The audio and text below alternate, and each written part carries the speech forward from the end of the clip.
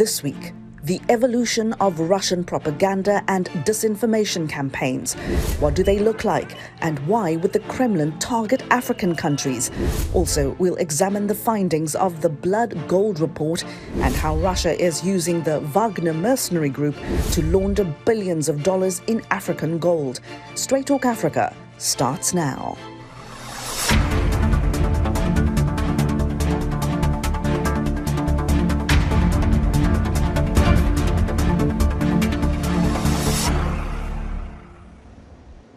Hello there and welcome to Straight Talk Africa. We're coming to you from VOA's headquarters in Washington. I'm Haydé Adams. It is great to be with you.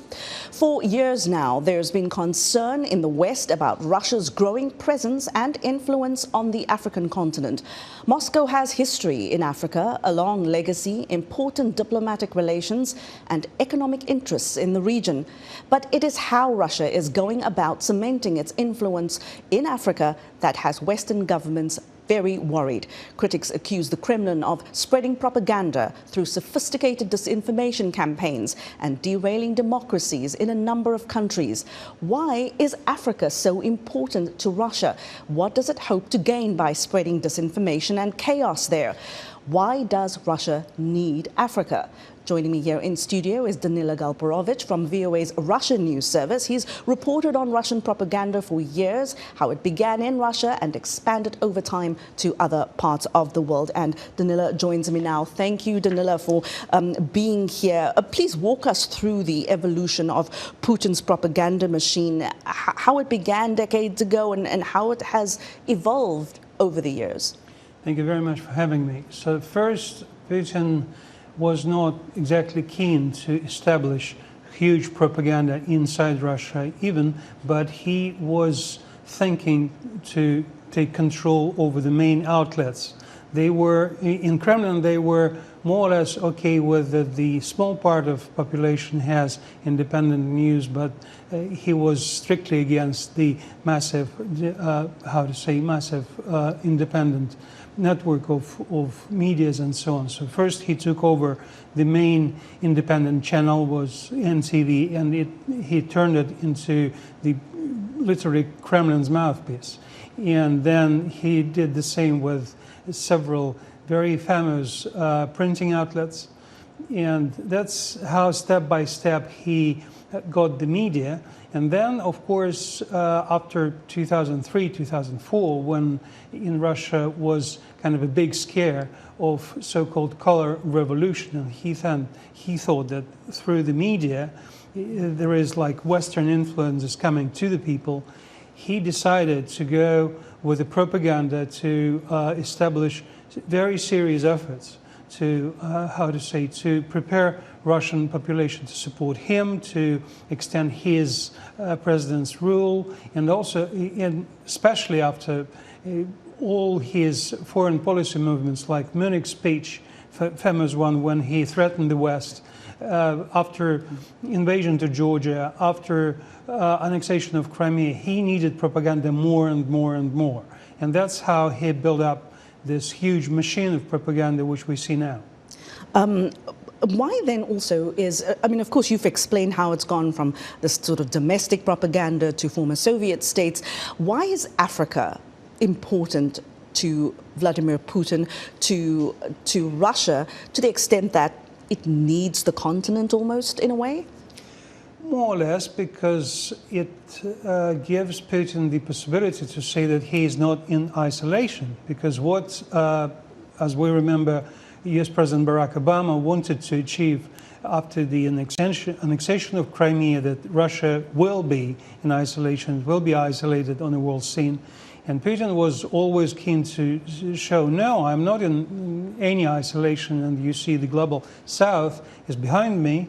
And even now, of course, when stricter sanctions, Western sanctions, actually seriously influenced Russian economy, he is even more keen to show that we still have this Russia-Africa summits, like with 50 people coming, and leaders and so on. And it is important for him also it is important that African countries are the votes in the General Assembly of the United Nations. And when General Assembly of the United Nations voting and saying that Russia is an aggressor, this number of countries which voting against is largely the number of African countries or abstaining. So this is why he needs it, for the continuation of his influence, also for many economical reasons. But for now, I believe his foreign policy priorities are in a place where he wants to say, no, I'm not isolated. And of course, Russia does actually have, sort of stable diplomatic relations with many African countries from, the Soviet Union era and the sort of the independence era in African countries. We see all these reports and in-depth reporting, a lot of it, and studies and research being done about the disinformation campaigns that Russia is propagating in African countries. Why then does Russia need to engage in disinformation on the African continent? Can it not just have a normal diplomatic relations with these countries?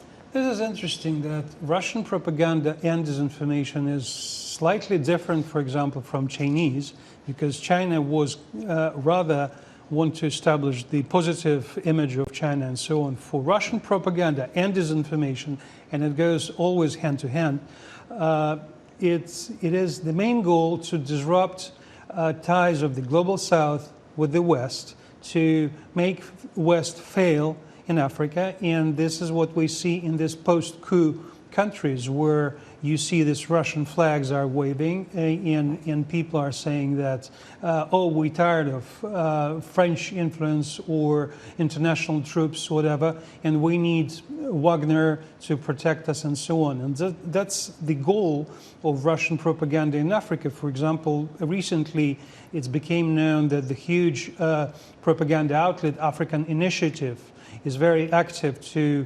undermine any U.S. efforts in medicine, for example, for African countries. And it was even a State Department statement about it, the fact box about it. And I was investigating African Initiative as an outlet. They have 4 languages to print their media. They have Telegram channel, they have social medias, and maybe they will soon have something for broadcasting. I don't know.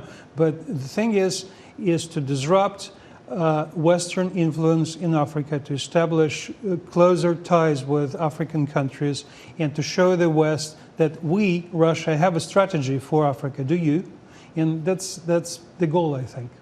We'll have more questions for you, but we'll invite you back on the show for those. For now, thank you very much, Danila Galperovich from VOA's Russian News Service. We do appreciate your insights, your reporting, and your time. Stay with us. We're going to take a short break here on Straight Talk Africa, and when we come back, we'll examine the Blood Gold Report. It details how Russia is using gold from African countries to fund its war in Ukraine. We'll have the author of that report and an analyst standing by. We'll be back in a moment.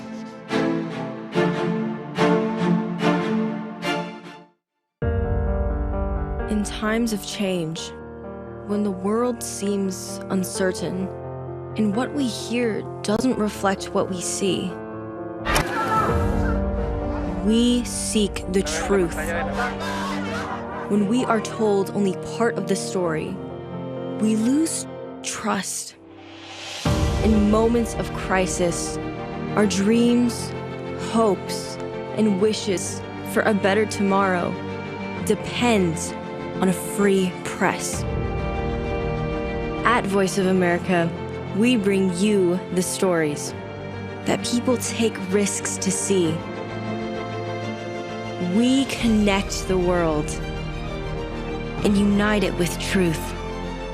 At Voice of America, we show you the whole picture.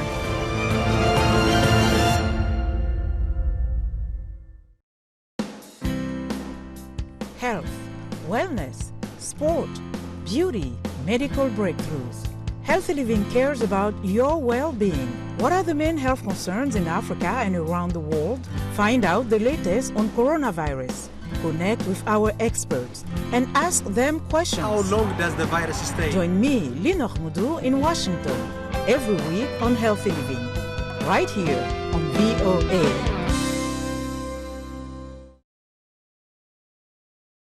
You're watching VOA's Red Carpet. My name is Jackson Vunganyi. Thank you so much for joining us each week right here on Red Carpet. We bring you the latest in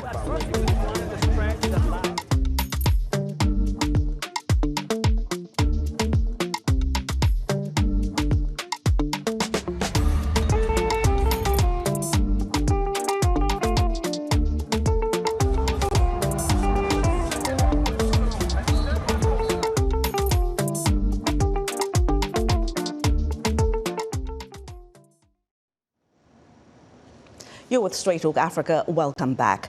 Russia's war in Ukraine is still raging after more than 2 years of fighting. It's been a long, costly conflict with global political and economic ramifications. In the face of a slew of Western sanctions, Moscow appears to be in dire need of more resources and new allies. And it seems to have found some of these in Africa, where several countries are proving to be an important source of revenue for the Kremlin. These are just some of the findings of the Blood Gold report. It details how Russia uses the Wagner mercenary group to launder billions of dollars in African gold. And joining me now to discuss the report is one of its co-authors, political analyst Jessica Berlin. And joining us to talk about Russia's influence in West Africa is Steven Nabieu Rogers. He's a public policy and African governance analyst. Jessica and Steven, a warm welcome to both of you. Thank you for joining me. Jessica, I want to start off with you here. Can you share some of the main findings of the Blood Gold report with us? Thanks for having me, Haydé. Absolutely. First and foremost, what we discovered is that Wagner Group in just 3 countries, Mali, Central African Republic, and Sudan, has since the full-scale invasion of Ukraine in February 2022 been able to profit with over $2.5 billion just in gold trade from those 3 countries alone. And as we can be certain of, this is just the tip of the iceberg of Russia's mineral extraction across the continent. Again, this was just looking at gold in those 3 markets. And this is giving the Kremlin the opportunity to fill their war coffers, to offset the damages of international sanctions on Russian business elsewhere in the world. And also, of course, as your previous guest mentioned, it's enabling Russia to gain not only economic but political influence over regimes across the African continent. Now, Steven, I shared this report with you. You can see it focuses on Wagner's activities, of course, in Central African Republic, Mali and Sudan. But we know that the Wagner Group is active in other countries in the Sahel and on the continent. Is Wagner expanding, or does it seem to have pulled back activities in African countries? I mean, are we seeing a real domino effect? Well, we are. And, let me start with where I stopped yesterday. When ECOWAS, for instance, which is the Economic Community of West African States, immediately reversed the sanctions that they had given to 3 countries, which are now being run by military regimes that have unconstitutionally taken over their government. Now, part of that consideration, and I must be very clear, is that there is a concern that actually Russia is having some influence in these countries and opening up that space, allowing those countries to be so detached from the regional integration that West Africa has had for so many years, would actually provide a breeding ground for those countries to look for other places outside. Now, it is important to note that Russia's campaign, and in this case Wagner, which has actually been the military arm in this sense, is directed towards one political objective, and that is to prop up isolated African regimes which are going to be beholden to Moscow. And it is expanding in those countries in several ways to be able to provide the succor that has already been taken away by either sanctions from the West or by their own regional integration in West Africa, in this case, ECOWAS.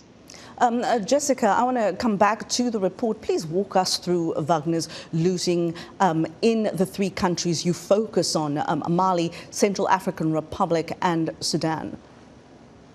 Those 3 countries are exemplifying the 3 different models that Russia can use to extract gold from the African continent. So in the case of Sudan, it's pretty straightforward. They have control over one of the main refineries in Sudan, So they are able, through this refinery, to export and smuggle out large amounts of both unrefined and refined gold into international markets via Dubai, Macau, and the Philippines, and of course in Russia, where the gold smuggled from Sudan can then be melted down and mixed with gold from legitimate sources and thus laundered into international markets. Now, in the case of Central African Republic, they have control not over the refinery segment, but over one of the largest mines itself, the Endasima mine. And so in this case, they are extracting the gold directly and then transporting it out of the country, again, smuggled illegally. And a lot of these flights carrying gold have from Sudan and from Central African Republic have been documented and also have been the target of sanctions. But of course, wherever a front company pops up to enable the gold laundering, it's very quickly sanctioned, and then they're able to set up another front company. And so sanctions tend to be a step behind in trying to go after them. And this brings us to the third case, Mali, which is quite interesting. In this case, actually Western mining companies who are mining the gold and then paying taxes on their trade to the Malian government. This is indirectly financing Wagner Group because Wagner Group has a contract with the Malian junta for their security services, or what they describe as security services.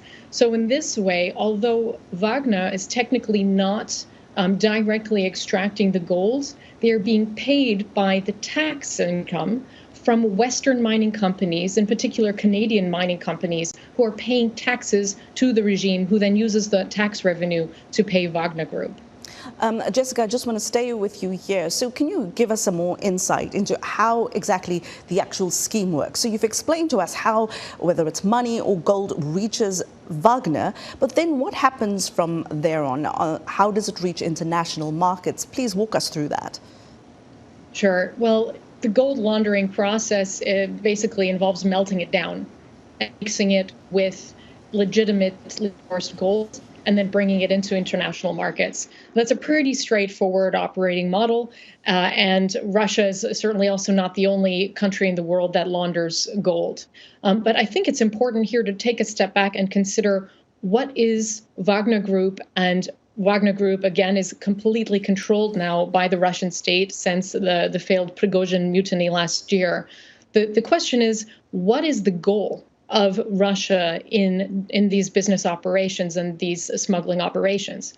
First and foremost, it's an economic play. They're making billions of dollars off it, and they very clearly see Africa as a growth market for their business. But that business is costing thousands of African lives directly in the countries where Wagner operates. The security services that Wagner is providing to African regimes includes the intimidation and even kidnapping and murder of political opponents, of critical journalists who oppose the client of Wagner Group in said country. And furthermore, the destabilization of civil society using the tactics that we've also observed Russia use in disinformation campaigns and during Western elections, as we saw during the 2016 US election and the 2016 Brexit referendum in the UK. They are basically using their existing playbook of disinformation, propaganda, intimidation, and indeed violence to gain access to mining assets on the continent. Because by giving these regimes a security, both with the public and in the information space, as well as physically in the military space, then in exchange for that, they're getting access to mining concessions of gold and other minerals. So this is part of a long-term strategy of the Kremlin to increase their political influence on the continent and to make these countries that are very rich in resources dependent on the Kremlin for survival.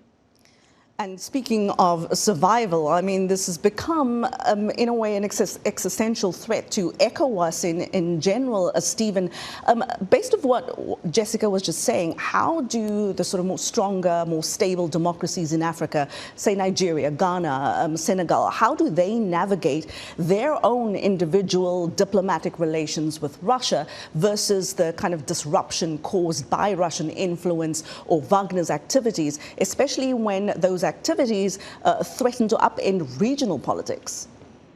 Well, as Jessica rightly stated, the arrangements that we have seen between Wagner/Russia, which is actually the same, and all of these African countries has really metamorphosed into what is a really security for resource arrangement.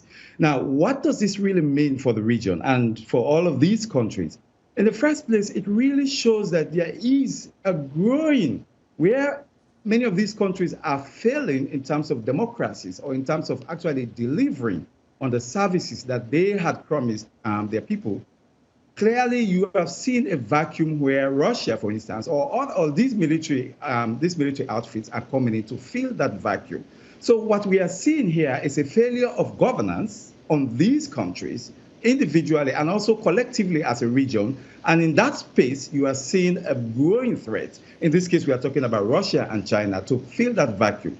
Now, let's be very clear here. These countries have rare concerns. In the Sahel, for instance, there are growing security concerns.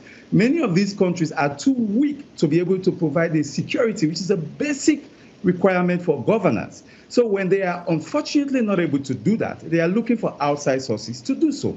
So therefore, what you see here is predatory. Many of these security outcomes, when they come in there, is predatory in the sense they are going to provide that security in exchange for what clearly and Jessica has highlighted, whether it's diamond, whether it's gold, or whether it's any other resources.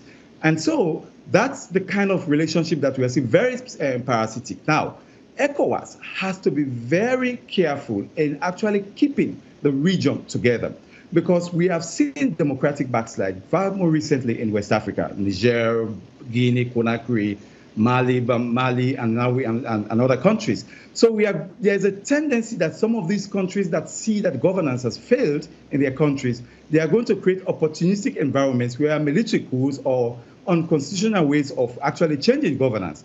And if they see that those are popular, these countries are more likely to see this new bloc, if you will call it, the bloc that is now being formed by these governments run by military juntas. You're going to likely see them moving to this end. And that's going to threaten regional stability. It's going to make ECOWAS very weak, incapable of actually solving some of the problems for which ECOWAS was formed. So there is actual fear here. And I think Nigeria actually has a role to play as the leading country, but also as a country that shares borders with a country like Niger, which is very important for Nigeria's security. So all of these countries, clearly ECOWAS has a role to play here to maintain peace in the region. Jessica, as Stephen pointed out, I mean, Russia's clearly figured out that they can catch a wave in many of these countries where liberal democracies don't seem to be delivering for ordinary people, especially for young people. Tell us more about what your investigation has revealed about the impact of Russian influence on the region's politics. I mean, to what extent has it disrupted economies or derailed democracy, for example? Well, as Stephen pointed out, Russia is basically trading security services to dictators for access to their natural resources. So on the one hand, Russia is destabilizing these countries by propping up dictators who have no interest in the rights and freedoms of their people and improving quality of life in their countries. And on the other hand, also extracting the mineral resources that could otherwise be used to enrich these countries and help them grow and bring more people, more citizens in those countries out of poverty. So they're both destabilizing the country in the immediate moment, as well as basically robbing those countries of the resources that could and should be invested in improving their futures. And to be fair to the Russians and the Chinese for their influence campaigns across the continent, it's not like Western countries offered a viable alternative. Let's take the example of Mali, where there was this French military presence and also a UN security mission for years that have now been kicked out of the country. And that was only possible because those interventions failed to deliver security. And so Western countries and democratic allies of democratic African states across the world need to look themselves in the mirror and say, okay, how and why did we fail over these past decades to deliver on the promises made to be development partners and democratic partners for African countries' futures? And what do we need to do? How do we need to re-engage and improve both our strategy and increase also our investment and support to these countries and to their civil societies and economies so that the countries can see it pays to democratize, it pays to be stable. We can lift our people out of poverty, in our countries, and we don't need to turn to bad actors like Wagner Group, who, while on the one hand are propping up dictators, they are also, as has been widely reported and noted, they are also massacring civilians and with the same sort of rapacious brutality that we've seen them use in Ukraine on civilians and in Libya, in Syria. They are basically being given a carte blanche to kill across the continent by regimes who do not take care of their own people in exchange for extracting mineral wealth. So we need to not only assess the damages of our past policies in engaging with African democracies and dictatorships, but really have a restart and engage in a new way so that there is quite simply no added value to work with these kinds of regimes. We need to show it doesn't pay to do business with Russia. It doesn't pay to allow these brutal mercenaries to come and secure your regime. Steven, as Jessica pointed out, a lot of introspection there that needs to be done even on the part of Western governments. And just to point out to what she said as well, that there are bad actors now, but there have always been bad actors on the continent. And some of those bad actors have been from the West too in the past. And to be fair, we should point that out. So what now, if we're talking about introspection, what kind of introspection does ECOWAS need to do? And what kind of introspection does the African Union need to do? I mean, does this worry the AU at all, that there are these forces on the continent disrupting economic progress, disrupting democratic progress, and what should they be doing about it?